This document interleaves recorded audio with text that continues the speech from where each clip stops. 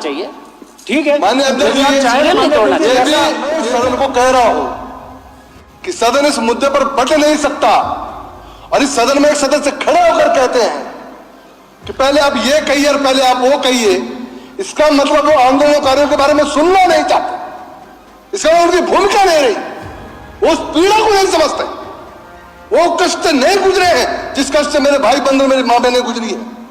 उनको मालूम नहीं उस पहाड़ की उस महिला का जिसके पेट में बच्चा होता है, सर पर बंठा होता है, बंठे में फुलटा होता है पानी भरा हुआ, कंधे में कपड़ा होता है, और उसके बाद 1.5 किलोमीटर पानी चढ़ाई चढ़कर पानी लाती है, और उसका बेटा विनोद चमोली घर में गाय को गोबर निकाल रहा होता है स्कूल जाने के बाद। वो पीड़ा आपने सही नहीं सही है काजी जी, इसलिए आप बीच में खड़े हुए हैं।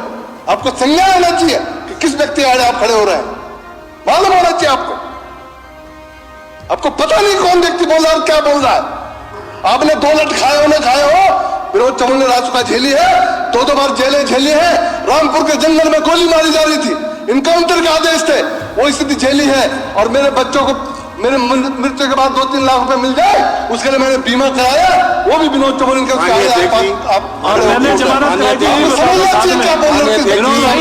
जमानत तो मैंने ही कराई थी। इस व्यक्ति के सामने बोल रहे हैं, आपको जानकारी होनी चाहिए। हम शांत रहते समझ करना, हम सिर्फ कार्रवाई को देखते हैं, लेकिन अंदर बहुत दर्द छिपे हैं, अगर उजागर हो जाएंगे आपका बैठना मुश्किल हो जाएगा। माननीय विनोद चमोली जी। माननीय अध्यक्ष जी, समय की सुई बड़ी तेजी से आगे बढ़ रही है, 9:30 बजने वाला है। विषय बड़ा महत्वपूर्ण है, काफी लोग इससे बोलना चाहेंगे। आज दिन भर से हम लोग सदन में बैठे हैं और बहुत गंभीर विषयों पर चर्चा हुई, मुझे बड़ा अच्छा लगा। आज विपक्ष की ओर से भी स्वास्थ्य विभाग पर बड़ी लंबी चर्चा हुई, शिक्षा विभाग बड़ी लंबी चर्चा हुई, अन्य विषय भी आए, और जितनी गंभीरता से विपक्ष ने विषय उठाए, सरकार ने भी उतनी गंभीरता से उसका जवाब भी दिया। लेकिन एक बात बड़ी कॉमन है कि किसी भी सदस्य ने कोई विषय उठाया तो उत्तराखंड राज्य निर्माण का जिक्र जरूर किया, आंदोलन का जिक्र जरूर किया। उमेश जी यहाँ पर है नहीं, शर्मा जी, उन्होंने तो काफी लंबी चौड़ी बात इसमें की। हालांकि उन्होंने कहा कि आज उत्तराखंड अपराधियों का अड्डा बन गया, अवसरवादियों का एक गढ़ बन गया, राज्य बन गया। राजनीति में भी अवसरवादियों का अड्डा बना। क्यों साहब? राजनीति में भी जो अवसर ढूंढते हैं, उन्होंने भी उत्तराखंड राज्य का चयन किया और यहाँ पर अपनी राजनीति चला रहे हैं, उनको भी हम सुनते हैं। गलत नहीं है, ये पॉलिटिकल टूरिस्ट बहुत है हमारे साथ, जो राज्य बनने के बाद यहाँ आए पॉलिटिकल टूरिस्ट। जिस दिन उनका टूरिज्म समाप्त हो जाएगा चले जाएंगे, लेकिन हम इस राज्य के लिए खपे और इस राज्य में हमको खपना है। मित्रों, हमारा सौभाग्य कि हमने इस आंदोलन को जिया है, और मैंने ही नहीं, तमाम मेरे साथी यहां पर बैठे हैं, धन सिंह जी भी बैठे हैं, गणेश जोशी और मैं तो कंट्रोल रूम में गोली मार दी गई होती हम दोनों को। मैं रासुका से जब वापस आया, दोबारा जब हम जेल गए तो हम इकट्ठे गए थे। प्रेमचंद अग्रवाल जी के साथ क्या क्या हुआ सबको मालूम है। बहुत सारे लोगों ने, हम लोगों ने इस आंदोलन में शिरकत की और परिणाम हुआ कि राज्य बना। लेकिन पिछले सदन में जब हम क्षैतिज आरक्षण पर चर्चा कर रहे थे तो हमारे साथी सदस्य आपस में उलझ गए, मुझे खड़ा होना पड़ा। मनसा उनकी गलत नहीं थी, नियत बहुत साफ थी। भुवन कापड़ी जी ने विषय उठाया, केड़ा जी ने विषय उठाया, लेकिन ऐसा लग रहा था कि दलगत राजनीति में ये विषय कहीं बढ़ जाएगा। और जब हम आंदोलन के और आंदोलनकारियों की बात करते हैं तो उसमें दलगत राजनीति सामने आ नहीं सकती। हम दलीय आधार पर चर्चा नहीं कर सकते उसमें, तो हम सबके सब उस सदन के सदस्य हैं जो इस आंदोलनकारियों की शहादत पर राज्य मिला और उसका सदन है, जो तमाम आंदोलनकारियों के संघर्ष के बाद राज्य मिला और उसके हम सदस्य हैं। तो आंदोलनकारियों के विषय पर कोई चर्चा हो रही हो, उस पर सदन बटे, किसी को भी अच्छा नहीं लगेगा, कोई भी नहीं चाहे। मैडम एक और व्यवस्था, खासकर वो हुतात्माएं। एक मिनट व्यवस्था का प्रश्न है। मेरा निवेदन आपको सुनना चाहिए। प्रश्न है मैडम, काजी जी आप सुन लीजिए, बिल्कुल काजी जी आप सुन लीजिए, हम सब काजी जी आप सुन लीजिए। संसदीय कार्य मंत्री जी ने प्रस्ताव रखा, आप तो फिर माननीय नेता प्रतिपक्ष साहब को बोलना चाहिए था, फिर सब कोई भी सदस्य बोले। ये नई परिपाटी सदन में कैसे पढ़ सकती है माननीय अध्यक्ष महोदय? बोलेंगे भी, बोलेंगे, बड़े उन्होंने अनुमति दी है मुझे। माननीय नेता प्रतिपक्ष जी बोले, माननीय नेता प्रतिपक्ष जी बोले, फिर सब लोग बोले, हम भी बोलना चाहेंगे, माननीय नेता प्रतिपक्ष जी भी बोलना चाहेंगे। आपने प्रस्ताव रखा, अच्छी बात है, ठीक है, हमारा सर्वसम्मति से पारित किया हमने। आपने शायद ध्यान दिया, मैंने कहा इस सदन उनका धन्यवाद करता है। सभी आप है ना, माननीय अध्यक्ष जी अनुमति दे। जब बोलेंगे तो माननीय अध्यक्ष जी माननीय नेता प्रतिपक्ष क्यों नहीं बोलेंगे? तो सीरियल क्यों तोड़ रहे हैं? सीरियल क्यों तोड़ रहे हैं? सदन धन्यवाद करें, मैं सीरियल नहीं तोड़ना चाहिए ना मान्यवर। ठीक है, वो माननीय अध्यक्ष जी सीरियल नहीं तोड़ना चाहिए। ठीक है, माननीय अध्यक्ष जी, ये भी अपने आप में ये नोटिस लिया जाएगा कि जब मैं इस सदन को कह रहा हूं कि सदन इस मुद्दे पर बट नहीं सकता, और इस सदन में एक सदस्य खड़े होकर कहते हैं कि पहले आप ये कहिए और पहले आप वो कहिए, इसका मतलब वो आंदोलनकारियों के बारे में सुनना नहीं चाहते, इसका उनकी भूमिका नहीं रही, वो उस पीड़ा को नहीं समझते, वो कष्ट नहीं गुजरे हैं जिस कष्ट से मेरे भाई बंधु, मेरी मां बहनें गुजरी है। उनको मालूम नहीं उस पहाड़ की उस महिला का, जिसके पेट में बच्चा होता है, सर पर बंठा होता है, बंठे में फुलटा होता है, पानी भरा हुआ, कंधे में कपड़ा होता है, और उसके बाद 1.5 किलोमीटर पानी चढ़ाई चढ़कर पानी लाती है, और उसका बेटा विनोद चमोली घर में गाय को गोबर निकालना होता है स्कूल जाने के बाद। वो पीड़ा आपने सही नहीं सही है काजी जी, इसलिए आप बीच में खड़े हुए हैं। आपको संज्ञान होना चाहिए कि किस व्यक्ति आड़े आप खड़े हो रहे हैं, मालूम होना चाहिए आपको। आपको पता नहीं कौन व्यक्ति बोल रहा है और क्या बोल रहा है। आपने 2 लट खाए हो ना खाए हो, विनोद चमोली ने राजपाल झेली है, 2 बार जेलें झेली है, रामपुर के जंगल में गोली मारी जा रही थी, इनकाउंटर के आदेश थे, वो स्थिति झेली है। और मेरे बच्चों को मेरे मृत्यु के बाद 2-3 लाख रुपए मिल जाए, उसके लिए मैंने बीमा कराया, वो भी विनोद चमोली का। मैंने जमानत कराई थी, क्या बोल रहे हैं? जमानत तो मैंने नहीं कराई थी। आप इस व्यक्ति के सामने बोल रहे हैं, आपको जानकारी होनी चाहिए। हम शांत रहते हैं सदन के अंदर, हम सिर्फ कार्रवाई को देखते हैं, लेकिन अंदर बहुत दर्द छिपे हैं। अगर उजागर हो जाएंगे आपका बैठना मुश्किल हो जाएगा। ये जमानती कौन था? इधर मैं तो जमानती थी। मैं जिस विषय पर जा रहा हूं कृपया उस पर टोके नहीं, मेरा अनुरोध है आप लोगों से।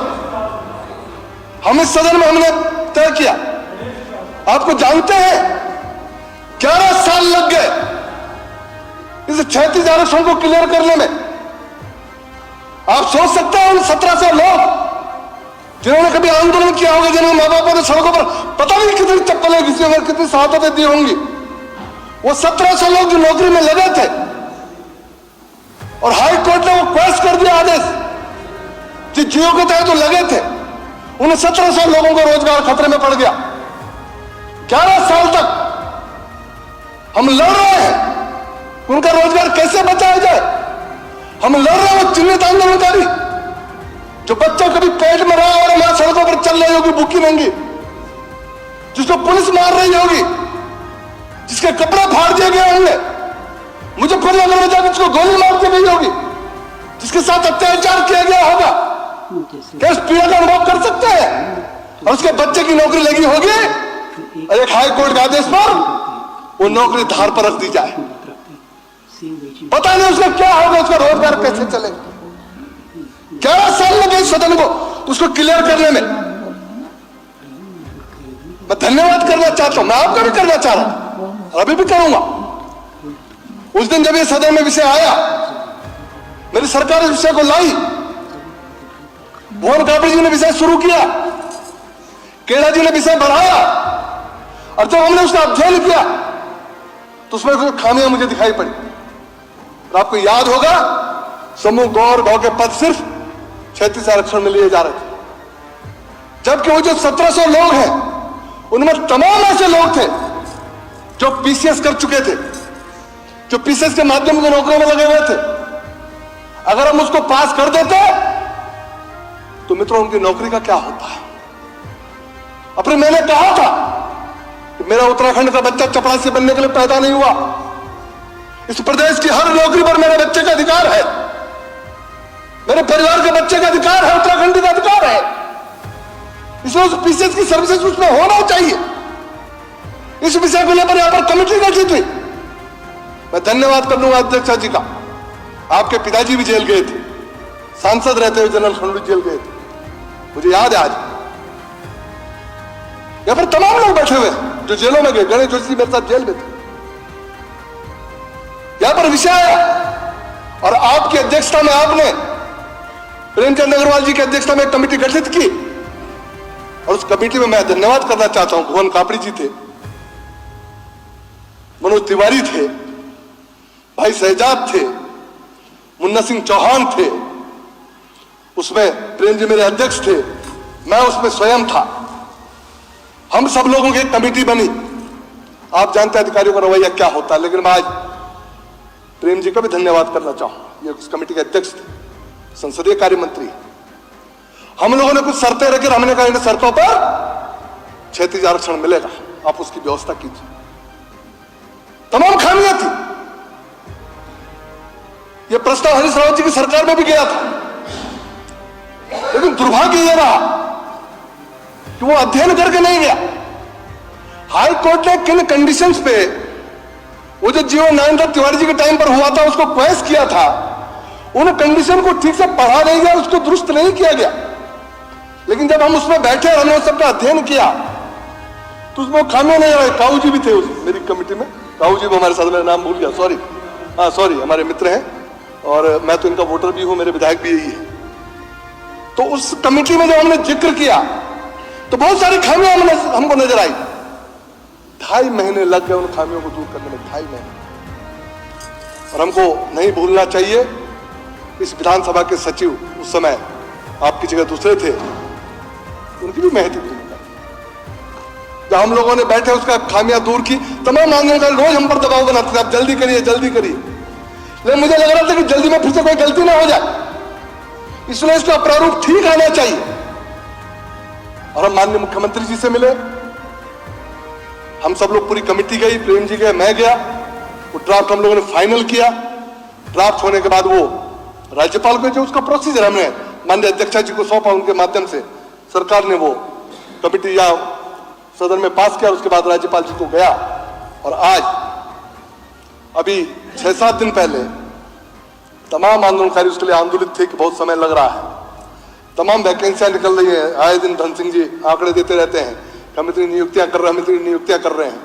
उनके अंदर एक संशय था कि इतनी नियुक्तियां हो रही, 10% हमारा जा रहा है, अब सारी नियुक्तियां हो जाएंगी तो आपको नौकरी मिलेगी कहां से। तो वो हम पर लगातार दबाव बनाते थे कि आप जल्दी कराओ, उसको जल्दी कराओ।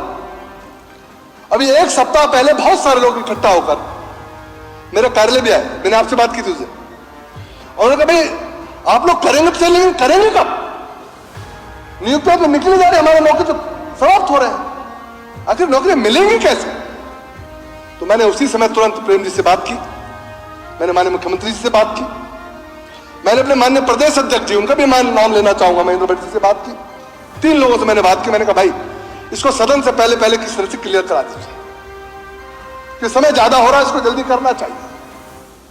और मैं धन्यवाद करता हूं माननीय राज्यपाल जी का, मैं आभारी हूं माननीय मुख्यमंत्री जी का, प्रेमचंद अग्रवाल जी का, महेंद्र भट्ट जी का, कि इन लोगों ने तत्परता दिखाई, प्रयास किए और 18 तारीख को वो 11 साल से लंबित जो प्रस्ताव था वो 18 तारीख को राज्यपाल की स्वीकृति के बाद आज कानून बन गया। मेरा आग्रह है कि जैसे मैंने बताया ये विषय कोई अकेला सत्ता पक्ष का विषय नहीं है। हरीश रावत जी के समय भी यह प्रस्ताव गया था, हो सकता है इसमें कुछ खामियां रह गई होंगी, नहीं हुआ होगा, लेकिन मंशा उनकी भी थी। फिर जिस कमेटी ने इसको आगे बढ़ाया उस कमेटी में मेरे विपक्ष के भी साथी थे। हम सब लोगों ने एक भाव से उस ड्राफ्ट को तैयार किया था और उसका समाधान आज हो गया। मेरा आग्रह है कि पूरा सदन ध्वनि मत से, सर्वसम्मत से माननीय मुख्यमंत्री जी का, माननीय राज्यपाल महोदय का धन्यवाद ज्ञापित करे और कमेटी के अध्यक्ष प्रेमचंद अग्रवाल को भी धन्यवाद आना चाहिए, वो संसदीय कार्य मंत्री भी हमारे, कि आपके प्रयासों से आज 11 साल से जिन लोगों का भविष्य अधर में लटका हुआ था, और मैं विशेषकर चिंतित हूं 1700 लोगों के लिए था कि जिनका जो पहले से नौकरी में थे और अगर ये नहीं हो पाता तो वो बेरोजगार हो जाते, उनका हम कहाँ ले जाते, कैसे हम उनके बच्चों को संभालते, वो एक बड़ी चिंता थी। आज हम चिंता से उबर पाए हैं और उनका भविष्य सुनिश्चित हो पाया है और आगे से लगभग 11,407 लोग हमारे चिन्हित हैं जो आंदोलनकारी हैं, उनके परिवारों के लाभ मिलेगा। इसमें 1-2 काम हमने और किए हैं, इसकी जानकारी मैं आपको देना चाहूंगा। पहले इसमें प्रावधान था कि परिवार का एक आश्रित लग पाएगा, अब ऐसा नहीं है। अब एक परिवार में अगर 2 बच्चे भी काबिल हैं, वो मेरिट में आ जाते हैं तो 2 भी जा सकते हैं। हमने एक और प्रावधान किया कि अगर कोई बेटी परित्यक्ता है, डाइवोर्सी है, मां बाप पर निर्भर है, तो उस बेटी को भी इसका लाभ मिल सकता है। तो विधवा कोई है तो उसको भी इसका लाभ मिल सकता है। ये प्रावधान हम इसमें और किए हैं। तो अगर देखोगे तो ये फूल प्रूफ एक व्यवस्था हमने चिन्हित आंदोलनकारियों के पक्ष में किया है? ये हम लोग, ये अमेंडमेंट हमने किया उसमें, ये पहले के उससे ये नई चीज हमने जोड़ी है, इसी में 2-2.5 महीने हमको लगा, तो आज वो सब चीजें हो गई हैं। तो एक फूल प्रूफ हमने यहाँ पर ये कानून बनाया है क्षैतिज आरक्षण का, और मेरी सरकार ने इसको किया है। तो मैं अपनी ओर से और आपकी ओर से सरकार का अभिवादन करता हूं, उसको धन्यवाद देता हूं और एक निवेदन जरूर करना चाहूंगा माननीय संसदीय कार्य मंत्री जी, कि हमारी सरकार ने चिन्हीकरण प्रारंभ किया था, उसमें कुछ एक्सरसाइजेज हुई है, जिलों में लोगों के चिन्हित की लिस्टें बनी हुई है। उन लोगों का यह भी कहना है कि जिन लोगों का चिन्हीकरण हो चुका लीगली, जो भी हमारे मानक है, उसका भी डिक्लेरेशन हो जाए ताकि आगे चल उनको भी इसका लाभ मिल सके। इसी निवेदन के साथ माननीय अध्यक्षा जी, आपने मुझे अवसर दिया और पूरे सदन का मैं आभारी हूं, सबने मेरी बात को सुना। और भाई जी मुझसे नाराज मत होइएगा, मैं बहुत भावुक व्यक्ति हूं, आंदोलन के नाम पर मैं नहीं बर्दाश्त कर पाता किसी चीज को। लेकिन मेरा एक आग्रह आपसे है, जब पीठ से कोई बात कह दी गई आप बोल लीजिए, नहीं फिर आप बीच में व्यवधान। देखिए मेरा एक आग्रह आपसे, आप सदन की कार्रवाई में मुझसे सीनियर हैं, मैं नहीं हो गया, क्यों हो गया, ये बार बार क्यों करते हैं साहब? आप जानकार होंगे तो कोई अनजान हम भी नहीं है, अनजान हम भी नहीं है वैधानिक चीजों से, लेकिन इसका मतलब ये नहीं कि आप जब मर्जी तब खड़े हो जाए और जिस किसी को उसको टोक दें। ये टोका टोकी ठीक नहीं, हम भी नहीं करते ऐसा। तो इसकी मर्यादा भी बनाए रखें और अपने पद और पद के अनुरूप भी आचरण करें, मेरा आग्रह आपसे है। माननीय नेता प्रतिपक्ष